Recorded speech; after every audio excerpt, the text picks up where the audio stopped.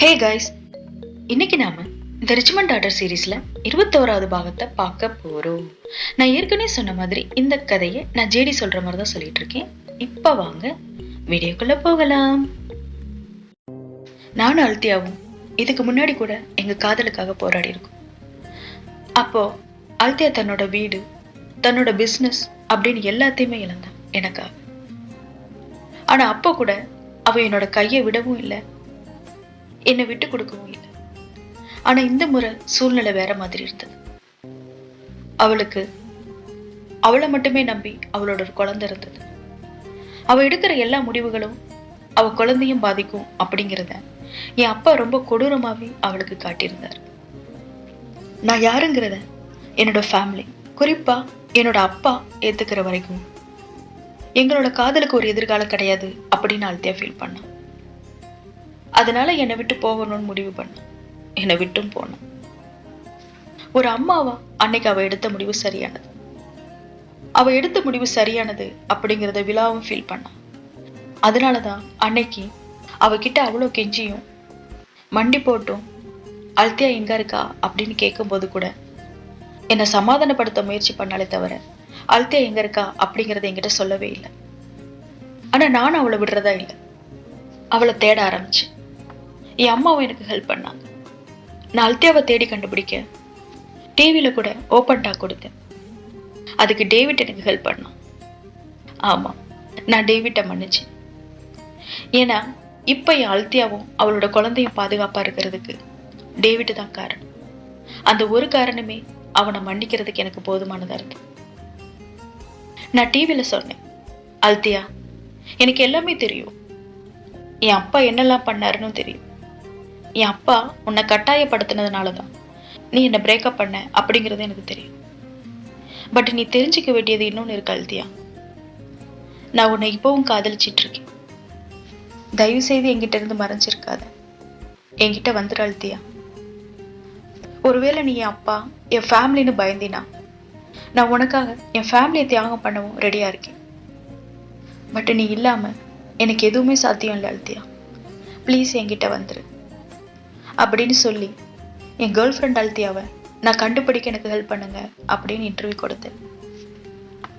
But என்னால அப்பவும் அவளை கண்டுபிடிக்கவே முடியல. அவளை கண்டுபிடிக்க முடியும் அப்படிங்கிற நம்பிக்கையும் எனக்கு குறைஞ்சிட்டே இருந்தது. சில நேரங்கள்ல ஒருவேளை அல்தியா இனி என்னை ஏத்துக்கவே மாட்டாளோ அப்படின்னு கூட தோணிருக்கு. நான் கண்டுபிடிக்க கூடாது அப்படின்னு மறைஞ்சிருக்கிற ஒருத்திய நம்ம தேடுறது சரியானது இல்லையோ, நான் அவளை விட்டு கொடுக்கறதா சரியானதோ அப்படின்னு கூட தோணிருக்கு. அப்படி நான் கலங்கி இருக்கும் போதுதான் என் பாட்டி என்கிட்ட சொன்னாங்க, ஜேடு, நீ காதலிக்கிற பர்சனை எப்பவும் விட்டு கொடுத்துறாத. நீ உண்மையா காதலிச்ச பர்சனை விட்டு கொடுக்கறதுல ஏற்படுற வலி எவ்வளவு காலங்கள் ஆனாலும் கூட அது மாறாம உன் மனசுலயே இருக்கும். நீ மூவ் ஆன் பண்ணா கூட அந்த வலி இருந்துட்டே தான் இருக்கும். நானும் உன் தாத்தாவை காதலிச்சது உண்மைதான். பட் ஜுன்ஜுனை என் குடும்பத்துக்காக நான் தியாகம் பண்ணதை நினைச்சு இப்பவும் வருத்தப்பட்டுட்டு தான் இருக்கேன். சோனி, நான் பண்ண அதே தப்பா பண்ண மாட்டேன்னு எனக்கு ப்ராமிஸ் பண்ணு அப்படின்னு சொன்னாங்க. என் பாட்டி எப்பவுமே பெஸ்ட். நான் எப்போ கலங்கி இருந்தாலும் எனக்கு சரியான வழியை காட்டுவாங்க. நான் இப்படி அல்தியாவை தேடி அலைஞ்சிட்டு இருக்கும்போது என் அப்பா ஜேடி வாழ்க்கைய ஒரு வழி பண்ணியாச்சு, இனி பாலையும் ஒரு கை பார்த்துடலாம் அப்படின்னு சொல்லி என் பாலண்ணாவுக்கும் சாலிக்கும் கட்டாயப்படுத்தி கல்யாணம் பண்ணி வைக்க முயற்சி பண்ணிட்டு இருந்தார். அவருக்கு அன்னைக்கு ஒரு காரணமும் கிடைச்சது என் அண்ணனை கட்டாயப்படுத்துறது. என் தாத்தாவோட இறுதி சடங்கு நடந்துட்டு இருந்த போது என் பாலண்ணா சாலி வீட்டுல போய் ட்ரிங்க் பண்ணிட்டு இருந்திருக்கான். அப்போ பேசிட்டு இருக்கும் போதே என் பாலண்ணா சொல்லியிருக்கான், சாலி, நீ என்ன ரொம்ப நல்லாவே புரிஞ்சுக்கிற. ஒருவேளை நான் ஸ்ட்ரைட் பர்சனா இருந்திருந்தா மேபி நான் உன்னை ப்ரொபோஸ் பண்ணியிருந்திருக்கலாம் அப்படின்னு சொல்லியிருந்திருக்கான். அது அந்த லூஸை எப்படி எடுத்துக்கிச்சுன்னு தெரியல. அன்னைக்கு நைட்டே என் அண்ணா போதையில இருக்கும்போது என் அண்ணா கூட கொஞ்சம் முன்ன பின்ன இருந்துட்டான். விடிஞ்சதுக்கு அப்புறம் தான் என் அண்ணனுக்கு என்ன நடந்தது அப்படிங்கிறதே தெரியும். தெரிஞ்சதும் குழப்பத்திலேயே சாலியை திட்டிட்டு அங்கிருந்து ஓடி இருக்கான். அதுக்கப்புறம் சாலி கிட்ட என் அண்ணாவால பேச முடியல. அவள் அவாய்ட் பண்ண ஆரம்பிச்சிருக்கான். சாலியும் கால் பண்ணி பார்த்துட்டு சரி நேர்லயே போய் பார்த்து பேசிடலாம் அப்படிங்கிறதுக்காக என் அண்ணனை பார்க்க வீட்டுக்கே வந்தான். அப்பவும் என் அண்ணா அவளை அவாய்ட் பண்ண. சாலி, பால் எவ்வளவு நாள் என்னை பார்த்து ஓடிட்டு இருப்ப, நம்ம பேசலாம் அப்படின்னு சொல்லியிருக்க. அப்ப என் அண்ணன் கோபத்துல, இப்ப என்ன பேசணும்னு நினைக்கிற? ஆமா, நமக்குள்ள எல்லாமே நடந்துருச்சு, ஆனா அதுல எதுவுமே எனக்கு ஞாபகம் இல்லை, நீ தான் எல்லாம் பண்ணியிருக்க அப்படின்னு பேசியிருக்கான். இப்படி என் அண்ணாவும் சாலியும் பேசிட்டு இருக்கிறத என் அருமை அப்பாவும் பார்த்துட்டாரு. சிக்கனாண்டா பாலு அப்படின்னு சொல்லிட்டு என் அண்ணாவை கூட்டிட்டு சாலியோட அம்மா கிட்ட கல்யாணத்தை பத்தி பேசுறதுக்கு போயிருக்காரு. சாலியோட அம்மா என் பொண்ணுக்கு பிடிக்கலன்னா முடியாது அப்படிங்கிற மாதிரியே சொல்லியிருக்கிறாங்க, என் தாத்தா கிட்ட சொன்ன மாதிரி. பட் என் அப்பா, இவங்களுக்கு கல்யாணம் மட்டும்தான் ஆகல, மற்றது எல்லாமே நடந்துருச்சு, இந்த விஷயம் மட்டும் வெளியே தெரிஞ்சிச்சுன்னா அது உங்களுக்கு எவ்வளவு பெரிய அவமானம், உங்க குடும்ப கௌரவம் என்ன ஆகுறது அப்படி இப்படின்னு பேசி சாலியோட அம்மாவை சீண்டி விட்டுருக்காரு. இதனால அவங்களும் கொஞ்சம் டென்ஷன் ஆகி, உனக்கு பாலை கல்யாணம் பண்ணிக்க விருப்பம் இல்லைன்னா என்ன ஆணிக்காக நீ அப்படி பண்ண அப்படின்னு சொல்லி சாலியை திட்டிருக்காங்க. அது மட்டும் இல்லாம, இனிமே நீ பாலை கல்யாணம் பண்ணி தான் ஆகணும், உனக்கு வேற வழியே இல்லை, நீ இந்த கல்யாணத்தை பண்ணிக்கலன்னா நீ யாருங்கிறதையே நான் மறந்துடுவேன் அப்படிங்கிற மாதிரி சொல்லியிருக்கேன். ஸோ இப்போ என் அண்ணனுக்கு வேற வழி இல்லாம அவனுக்காக இல்லைனாலும் சாலிக்காகவாது அவளை கல்யாணம் பண்ணிக்கணும் அப்படிங்கிற ஒரு சூழ்நிலையை என் அப்பா என் அண்ணனுக்கு உருவாக்குனாரு. இந்த விஷயம் தெரிஞ்சதும் நான் கோபமா அங்க போனேன். என் அப்பா கிட்ட கத்துனேன், அப்பா நீங்க என்ன நினைச்சிட்டு இருக்கீங்க, என் வாழ்க்கையை நீங்க அழிச்சிட்டீங்க, அதே மாதிரி அண்ணனோட வாழ்க்கையை அழிக்க நினைக்கிறீங்களா? எதுக்காக எங்களோட வாழ்க்கைய இப்படி நீங்க கண்ட்ரோல் பண்ணணும்னு நினைக்கிறீங்க? எனக்கு நடந்த அநியாயத்தை நான் அண்ணனுக்கு நடக்க விடவே மாட்டேன் அப்படின்னு சொல்லி கத்திட்டு இருந்தேன். இப்படியே நாங்க பேசிட்டு இருக்கும்போது எங்களோட வாதங்கள் சண்டையா மாறிச்சு. அப்ப என் அப்பா என்னை அடிக்கவும் செஞ்சாரு. பட் நான் அப்பவும் விடுற மாதிரி இல்லை. என் அண்ணனும் என்ன மாதிரி கல்யாண வழிக்குள்ள சிக்கி தவிக்க கூடாது அப்படின்னு நான் தெளிவா இருந்தேன். அதனால நான் என் அப்பா கிட்ட பதிலுக்கு பதில் பேசிக்கிட்டே இருந்தேன். பட் என் அண்ணா என்னை தடுத்து நிறுத்தி, நான் சாலியை கல்யாணம் பண்ணிக்க ஒத்துக்கிறேன்ப்பா அப்படின்னு சொல்லிட்டேன்.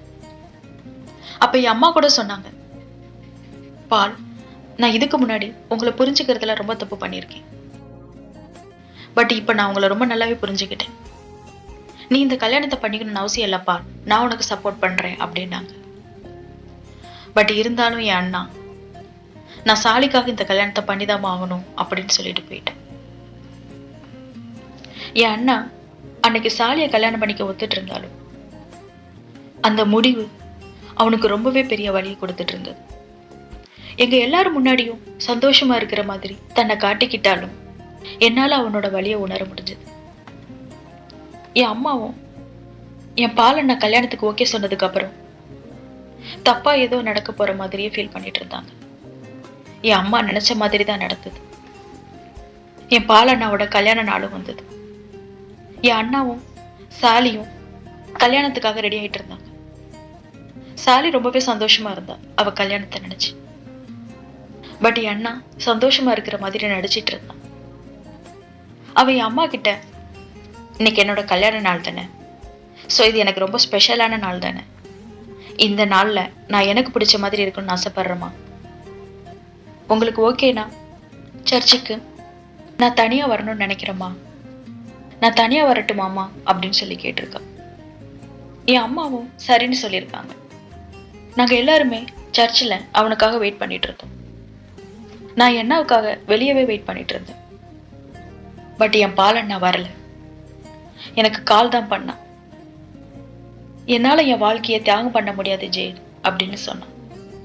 நான் புரிஞ்சுக்கிட்டேன் அவன் கல்யாணம் பண்ணிக்க போறதில்ல அப்படின்னு. அவன் சாலி கிட்ட பேசணும் அப்படின்னு சொன்னான். நானும் போனை கொண்டு கொடுத்தேன்.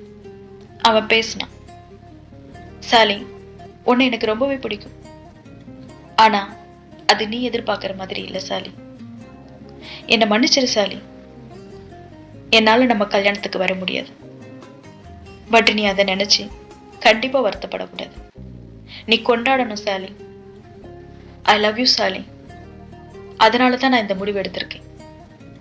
நீ என்னை ரொம்ப நல்லாவே புரிஞ்சிட்டு இருந்த, எனக்கு பல நேரங்கள் எனக்கு சப்போர்ட்டாகவும் இருந்திருக்கு, அதுக்கு நான் உனக்கு தரப்போற பரிசு உன்னோட சுதந்திரம் தான் சாலி. இனி யாரும் உன்னை என்ன கல்யாணம் பண்ணிக்க சொல்லி கட்டாயப்படுத்த முடியாது அப்படின்னு சொல்லிட்டு இந்த நரக வாழ்க்கையிலிருந்து விடுதலை அடைய போற மாதிரியான ஒரு பெருமிதத்தோட தன்னோட சீட் பெல்ட்டை ரிமூவ் பண்ணிட்டு காரோட ஆக்சிலரேட்டர் அழுத்தி பிடிச்சு காரை ஆக்சிடென்ட் பண்ணான்.